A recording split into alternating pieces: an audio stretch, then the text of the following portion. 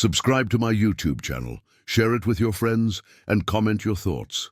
She sat on the cold floor, her back pressed against the rough steel wall. The faint hum of the fluorescent light above buzzed in her ears, mixing with the pounding rhythm of her own heartbeat. Outside the tiny window, grey clouds churned low, blocking out any sunlight that might have brought a sliver of warmth to the sterile room. The heavy metal door clanged shut with a finality that sent a shiver through her spine. The lock clicked twice, once to secure her in, and again to seal her fate.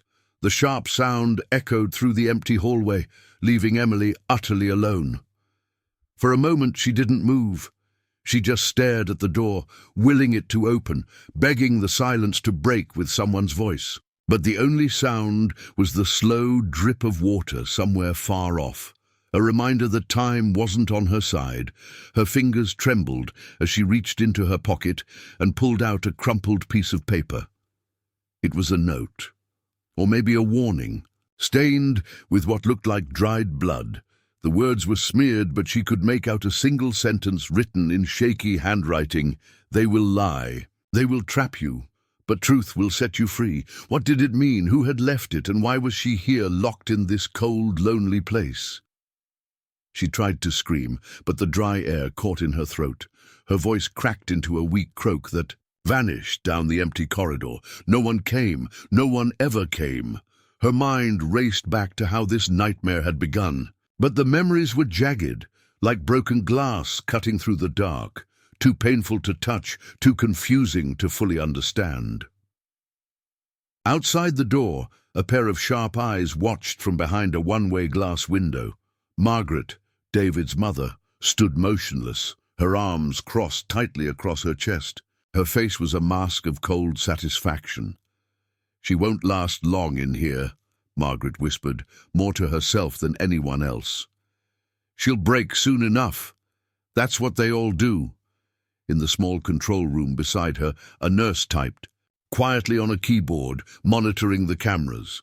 The nurse glanced nervously at Margaret, unsure whether to agree or challenge her.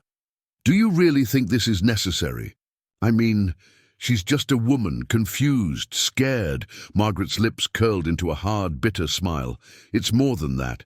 She's a threat, and David deserves to be free of her." Back in the room, Emily's eyes burned as tears welled up, but she blinked them away. Crying wouldn't help. Thinking wouldn't help. All she could do was survive. She stood slowly, her legs unsteady but determined. The walls were padded, cold and unforgiving. The only furniture was a narrow bed, bolted to the floor, and a small metal sink stained with rust. A mirror hung cracked on one wall, distorting her reflection into something unrecognizable. Who was she now? A prisoner? A victim? Or something worse? Her phone buzzed once, then again. The third time it was a video. She pressed the small screen. With shaking hands, the image flickering to life. David, her husband, kissing someone else. In the hospital where their baby had just died. Her chest tightened as the truth hit her like a fist. This wasn't just betrayal. This was a planned, cold act of cruelty. Her head spun with questions, but no answers came. Why had David done this? Why had Margaret helped him? Was this some twisted punishment? The last thing she remembered before waking up in this hell was arguing with David. His voice was calm, but icy, like a winter wind that stripped everything warm and kind from her. "You're sick, Emily. You don't even realize it yet. You need help whether you want it or not." Those words had cut deeper than any blade. Emily sank back onto the bed, clutching the blood-stained note like a lifeline. She traced the shaky words over and over, trying to find hope in them. "Truth will set you free." But what was the truth? Hours passed in silence, the kind that presses down on your soul until you feel crushed. The door creaked open suddenly, and a nurse appeared, her face masked by sympathy and suspicion. "Medication time," she said softly, holding out a small cup of pills.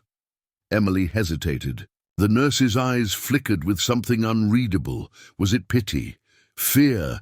Taking the pills meant surrendering. Not taking them meant risking madness. She swallowed, hoping it wouldn't be the end of her. That night, Emily lay awake, listening to the faint voices down the hall. She could hear muffled cries and whispered secrets. This place was filled with people broken by pain, trapped by others' lies. She wasn't alone, and yet she felt utterly, hopelessly isolated. The next morning, Emily woke to footsteps outside her door. A guard slid a tray of food through a small slot. The meal was cold and tasteless, but she ate anyway. Hunger was a dull ache she could not ignore. As she ate, Emily noticed a small scratch on the floor near the bed. She knelt down, brushing away the dust and dirt, and found a hidden phone buried beneath the floor tiles. Her heart raced. How had it gotten here? Who left it? Could this be her chance? The screen was locked, but Emily refused to give up. Days blurred into one another as Emily searched for a way out. She learned the routines of the staff, the weak points in their vigilance. She found scraps of paper hidden behind loose panels, notes from other patients, stories of failed escapes and cruel punishments. One patient, an older woman named Anna, whispered warnings. "They watch everything, but sometimes the cracks are bigger than they seem." Emily clung to Anna's words. Maybe escape was possible. Maybe she could fight back. But then came the darkest moment. One afternoon, Emily overheard a conversation between David and Margaret during a visit through the glass. "She's dangerous," Margaret said coldly. "The inheritance will be ours once she's gone. We can't let her out." David's voice was low, almost tender. "It has to look like an accident or a breakdown. No one suspects a thing." Emily's heart shattered. Not only had they locked her away, they planned to steal everything from her, her freedom, her dignity, her life. That night, in the dim light of the room, Emily wrote a letter. Not for anyone else to read, but for herself. "I won't let them win. I am not broken. This is just the beginning." She folded the letter carefully and hid it beneath her pillow, clutching it like a promise. Just as the door lock clicked shut, for the third time, Emily noticed a tiny crack in the window, just enough to slip a note through. Her fingers trembled, but she wrote quickly. "Help me. David and Margaret have trapped me. I am innocent." She pressed the note against the glass, hoping against hope that someone outside would find it.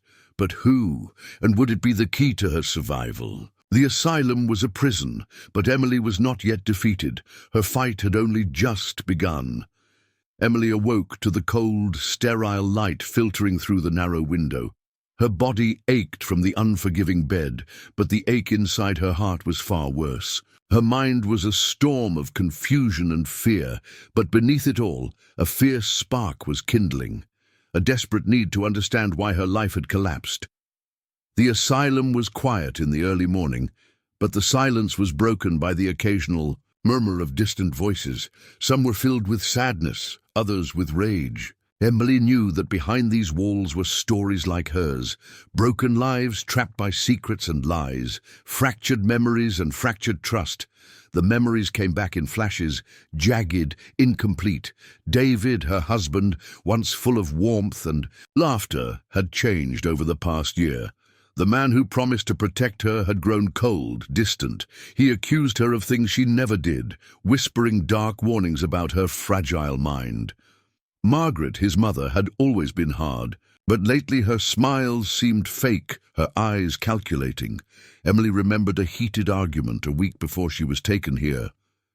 "You're losing it." "Emily," David had said, his voice low and steady, like a judge delivering a verdict. "We can't keep pretending. For everyone's sake, you need help." At the time, she had begged him to listen, to trust her. But now, she realized it had all been a trap, the hidden phone. A flicker of hope during the day, Emily managed to pry open the hidden phone she'd found beneath the floorboards. It was old and cracked, but the battery still held a faint charge. With trembling fingers, she tapped the screen. It asked for a password, one she didn't know. But desperation pushed her forward. She remembered the blood-stained note and a Phrase David had said in passing, trust no one but family. Could family be the password? She tried it. The screen lit up. Inside, she found photos and messages, evidence she couldn't yet understand.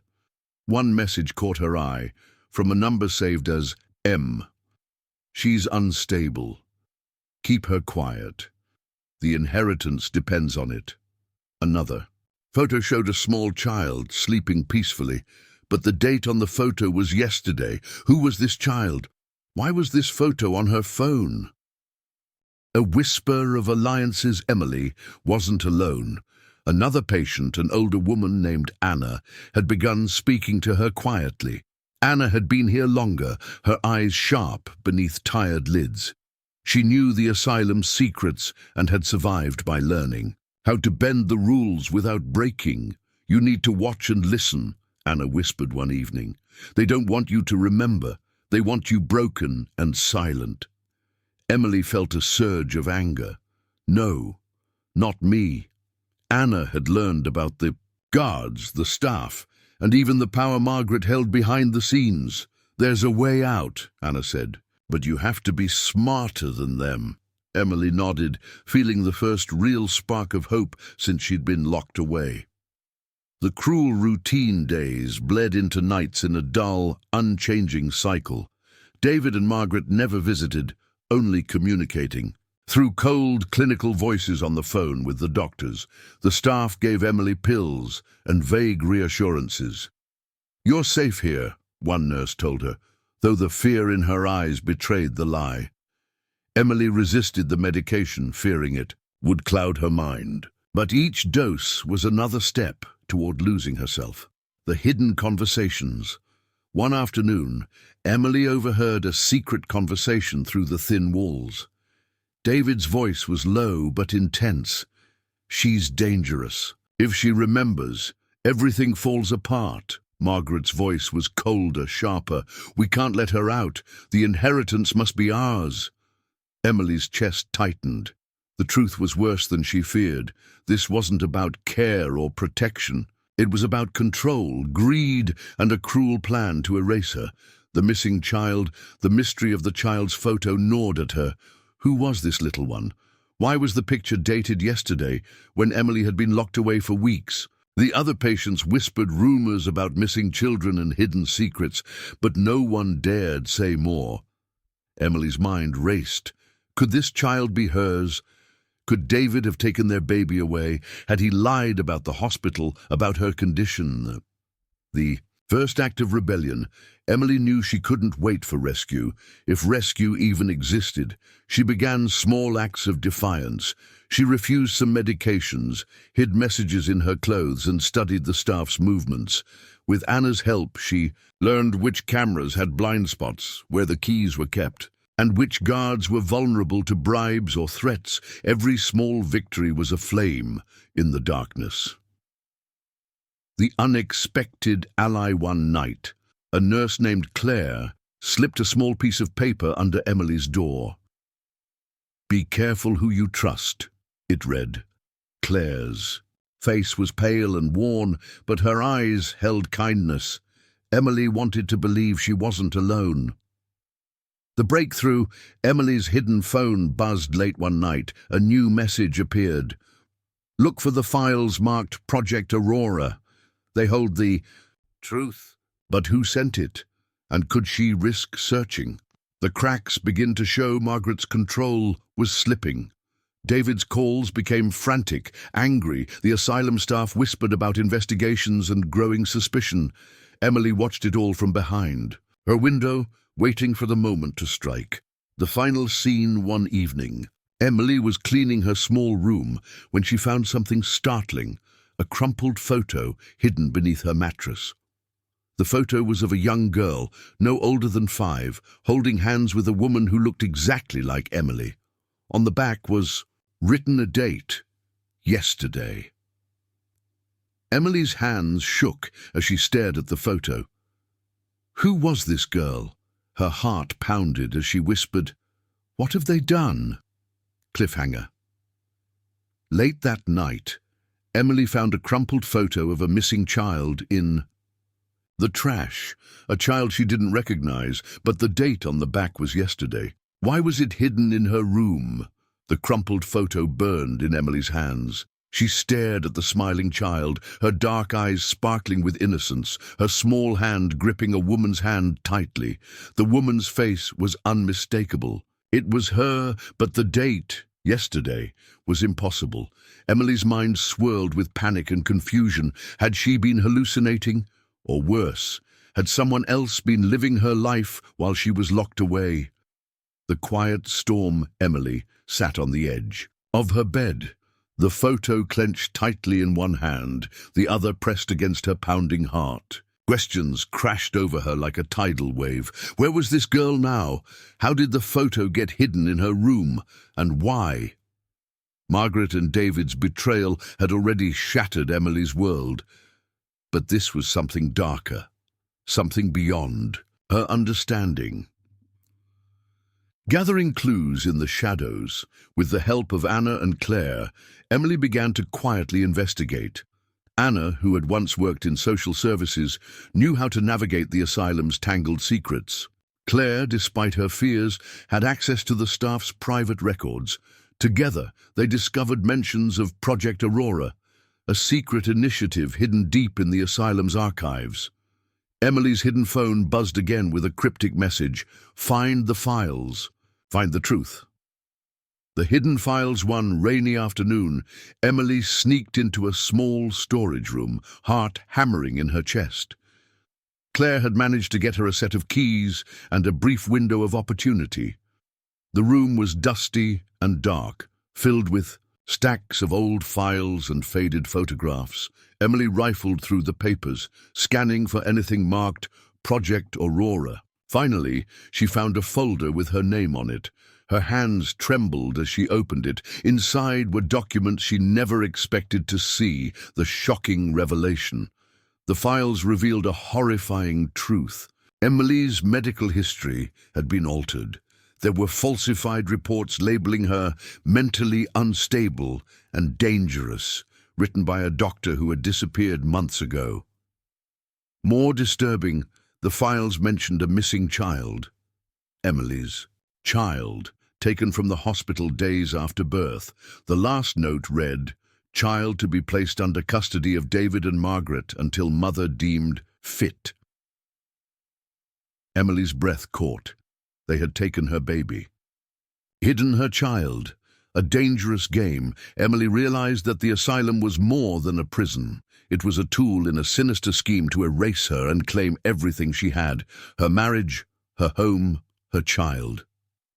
David and Margaret's plan was clear: lock her away, silence her, steal her life, and worse, they were willing to destroy anyone who stood in their way. An unlikely ally emerges. Claire, the nurse, revealed her own secret. She had once worked for David's family and had seen their cruelty firsthand. "I can't stay silent anymore," Claire said, her voice shaking. "They're not just abusing you, they're covering up crimes." Claire offered to help Emily escape, but only if she was ready to fight back. The escape plan. Emily's heart pounded with a mix of fear and determination. She knew the risks, but staying here meant losing everything forever. With Claire and Anna's help, Emily began planning a dangerous escape. They mapped the guard rotations, the camera blind spots, and the emergency exits. Every step was a gamble. One mistake could mean permanent silence, betrayal from within. But not everyone could be trusted. One night, Emily overheard Claire talking on the phone in hushed tones. "I'm scared," Claire whispered. "If they find out I'm helping her..." Emily's trust wavered. Was Claire truly on her side? Or was this another trap? The breaking point. Days later, Emily's medication dosage increased. The pills blurred her thoughts, numbed her spirit. She struggled to hold on to reality, to remember who she was. But each time she faltered, she clung to the photo of her child and the promise of freedom. The sudden attack one evening. As Emily lay on her bed, the door suddenly burst open. Two guards stormed in, grabbing her roughly. "Resisting medication will not be tolerated," one growled. Emily fought with everything she had, but their strength was overwhelming. They dragged her down the hallway, past the glass windows where other patients watched silently. Her heart shattered. Was this the end? The secret room, instead of the medication room, Emily was taken to a hidden chamber she'd never seen before. The room was small, windowless, and cold. It smelled of disinfectant and fear.